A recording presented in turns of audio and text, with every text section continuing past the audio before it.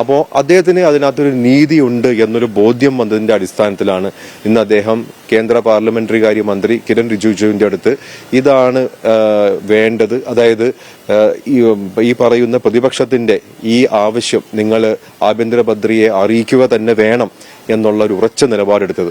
അപ്പോൾ അദ്ദേഹത്തിന് മനസ്സിലായിട്ടുണ്ട് ഈ പറയുന്ന പ്രതിപക്ഷത്തിന്റെ ആവശ്യം എന്ന് പറയുന്നത് ഒരു നീതിപൂർവമായിട്ടൊരു ആവശ്യമാണ് എന്ന് ഉപരാഷ്ട്രപതിയായിട്ടുള്ള രാജ്യസഭാ ചെയർമാന് മനസ്സിലായതിന്റെ അടിസ്ഥാനത്തിലാണ് അങ്ങനത്തെ ഒരു നിർദ്ദേശം അദ്ദേഹം കൊടുത്തിരിക്കുന്നത്. അപ്പോൾ അതിനകത്ത് വലിയ മാനങ്ങളുണ്ട്. അദ്ദേഹം കേന്ദ്ര സർക്കാരിന് നിർദ്ദേശം കൊടുക്കുക എന്ന് പറയുമ്പോൾ തീർച്ചയായിട്ടും ആഭ്യന്തരമന്ത്രി തന്റെ കർത്തവ്യ നിർവഹണത്തിൽ വന്ന പാളിച്ചയാണ് അതിനെ ചൂണ്ടിക്കാണിക്കുന്നത്.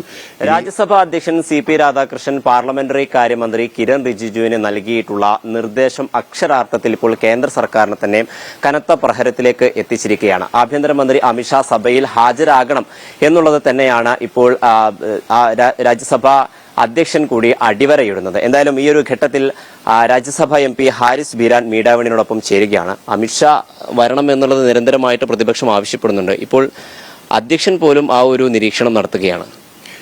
ജൂലൈ 20 പാർലമെന്റ് തുടങ്ങിയ സമയം തൊട്ട് നമ്മൾ ഈ ആവശ്യമാണ് ഉന്നയിച്ചിരിക്കുന്നത്.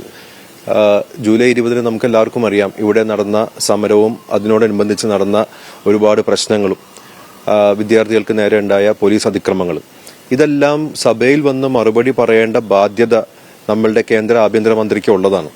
അത് അദ്ദേഹം നിർവഹിച്ചിട്ടില്ല, ഇതുവരെയായിട്ട് നിർവഹിക്കുന്നുമില്ല.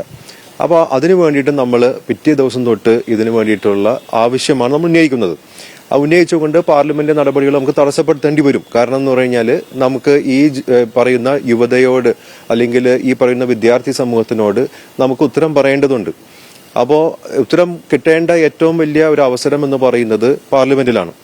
അതിനു വേണ്ടിയിട്ട് നമ്മൾ അന്ന് തൊട്ട് തുടങ്ങി. നമ്മൾ പ്രതിപക്ഷ നേതാവ് മല്ലികാർജ്ജുൻ ഖാർഗെജിയുടെ നേതൃത്വത്തിൽ ഇതിനു വേണ്ടിയിട്ട് രാവിലെ 0 hourന് മുമ്പ് തന്നെ ഇത് ഉന്നയിച്ചു കഴിയുമ്പോൾ പാർലമെന്റ് അഡ്ജേൺ ചെയ്യുന്ന ഒരു നടപടി.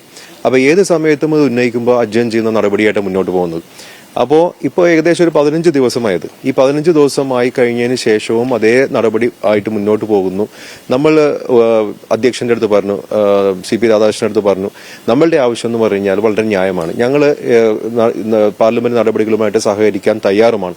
പക്ഷേ ഇത് ജനങ്ങൾക്ക് അറിയണം എന്താണെന്ന് സംഭവിച്ചത്, അതിന്റെ ഉത്തരങ്ങളെല്ലാം ആഭ്യന്തരമന്ത്രി പറയണം എന്ന് ഇന്നും മല്ലികാർജ്ജുൻ ഖാർഗെജിയുടെ നേതൃത്വത്തിൽ നമ്മളെ ഓപ്പോസിഷൻ MPമാരെല്ലാവരും അദ്ദേഹത്തിന്റെ അടുത്ത് പറഞ്ഞു. അപ്പോൾ അദ്ദേഹത്തിന് അതിനകത്തൊരു നീതിയുണ്ട് എന്നൊരു ബോധ്യം വന്നതിന്റെ അടിസ്ഥാനത്തിലാണ് ഇന്ന് അദ്ദേഹം കേന്ദ്ര പാർലമെന്ററി കാര്യ മന്ത്രി കിരൺ റിജിജുവിന്റെ അടുത്ത് ഇതാണ് വേണ്ടത്, അതായത് ഈ പറയുന്ന പ്രതിപക്ഷത്തിന്റെ ഈ ആവശ്യം നിങ്ങൾ ആഭ്യന്തരമന്ത്രിയെ അറിയിക്കുക തന്നെ വേണം എന്നുള്ള ഒരു ഉറച്ച നിലപാടെടുത്തത്.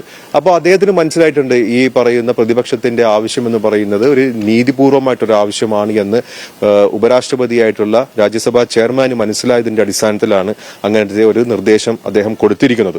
അപ്പോൾ അതിനകത്ത് വലിയ മാനങ്ങളുണ്ട്. അദ്ദേഹം കേന്ദ്ര സർക്കാരിന് നിർദ്ദേശം കൊടുക്കുക എന്ന് പറയുമ്പോൾ തീർച്ചയായിട്ടും ആഭ്യന്തരമന്ത്രി തന്റെ കർത്തവ്യ നിർവഹണത്തിൽ വന്ന പാളിച്ചയാണ് അതിനെ ചൂണ്ടിക്കാണിക്കുന്നത്.